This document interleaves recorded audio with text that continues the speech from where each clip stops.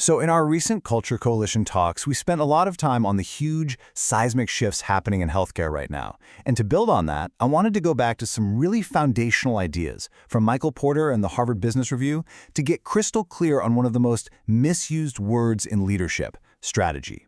Okay, let's dive right in. This quote from Roger Martin, it just nails the biggest misconception right out of the gate. We so often confuse strategy with planning. And look, as healthcare professionals, whether you're a physician, a nurse, an administrator, we are absolute masters of planning. I mean, we can create these incredibly detailed step-by-step plans for just about anything. But that's not strategy. And this really gets to the psychology of it, right?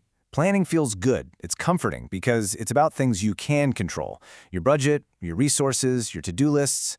Strategy is about specifying an outcome you don't control, like convincing patients to choose your hospital over another, and that is inherently scarier. It's also precisely why real strategy is so rare and so incredibly powerful. Okay, so if strategy isn't just a big plan or a list of things to do, then what in the world is it? Well, think of it as a framework for making choices. It's a completely different way of thinking that, once you get it, it changes how you see absolutely everything. And it really all boils down to answering 4 fundamental questions. This right here is probably the clearest definition you'll ever find. So let's just break it down real quick. It's an integrative set of choices. See, it's not one single move. It's a whole series of decisions that all have to work together, in concert. It positions you. It's about finding that unique, invaluable spot in the market. And its goal is explicitly to win, not just to play, not just to get a little better, but to actually achieve a decisive advantage. And this is the roadmap. This is how you create that set of winning choices. Any real strategy has to have a clear, honest answer for each of these. Where are we going to play? How are we going to win? What are we going to use to do it? And how do we keep winning over time? For the rest of our time here, we're really going to hone in on those first 2 big ones. So to answer that first huge question, where do we compete? We're going to turn to one of the most powerful business tools ever created, Michael Porter's 5 forces. Now, this isn't just about looking at your direct rival across town. This is about understanding the entire structure of the healthcare industry in a much deeper way. These 5 forces are always at play, in any field, constantly shaping how competitive it is, and frankly, who gets to make money. By looking at each one inside of healthcare, we can see the playing field with a kind of clarity we just didn't have before. So let's walk through them one by one. You know, for decades, the barriers to getting into the healthcare game were just immense. But just look around now. We've got telehealth companies everywhere, retail clinics popping up in every pharmacy, and even tech giants like Amazon getting into the health space. These are all new players, and they're completely changing the rules of the game. Now, who are the buyers in healthcare? It's actually more complex than you might think. Of course, you have patients, and they're more informed and empowered than ever. But the real power? A lot of times it sits with the huge insurance payers who negotiate all the rates, and the big corporate employers who buy healthcare for thousands of their employees. Their influence is just massive. And what about suppliers? In our world, they hold a ton of power. I mean, think about pharmaceutical companies with patents on essential drugs, or the big medical device manufacturers. But here's a critical one we can't forget: highly specialized clinical talent. The scarcity of certain top-tier specialists gives them enormous bargaining power. This is a big one. A substitute isn't just another hospital. No, it's a totally different way of meeting the same basic need. Think about it. A wellness app that helps someone manage their diabetes is a substitute for a trip to the emergency room. Alternative medicine can be a substitute for a surgical procedure. Seeing these substitutes is absolutely critical to understanding the real competitive landscape.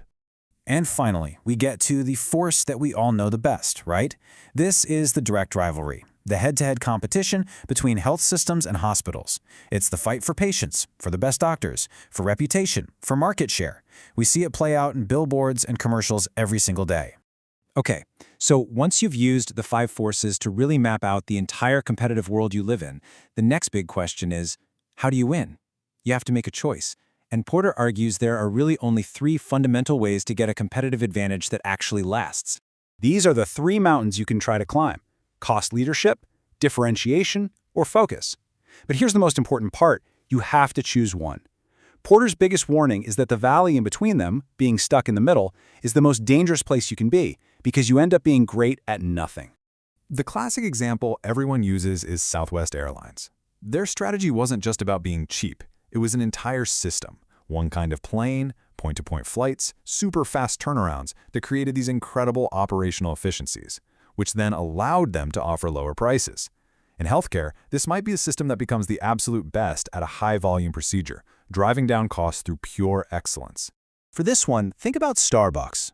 They took a basic product, coffee, and they created this whole unique experience around it, that third place between home and work, and people gladly pay more for it.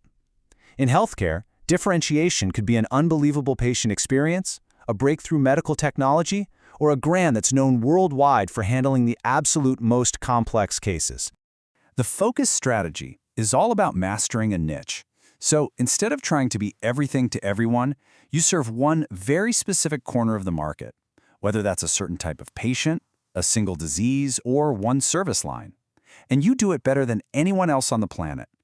A world-class pediatric cancer center is a perfect example. They aren't trying to be a general hospital. They're trying to be the best in their chosen arena. And this really brings us to the most important takeaway of all. Strategy isn't some binder you create once a year that just collects dust on a shelf. It's not a document. It's a mindset. It's a dynamic day-in, day-out practice of seeing the system you're in and making conscious choices about where you fit. This quote from Seth Godin is such a powerful challenge for every single leader. What he's saying is, you have a choice. You can accept the healthcare system as it is, and you'll get the results it's designed to give you.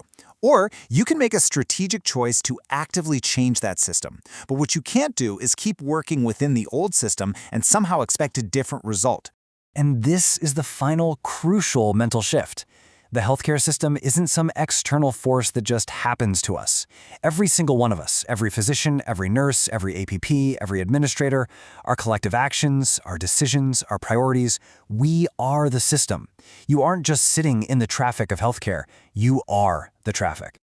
So that leaves us with one last question. As a leader, now seeing the field through this lens of strategy and understanding that you are part of creating this system, what piece of it will you choose to change?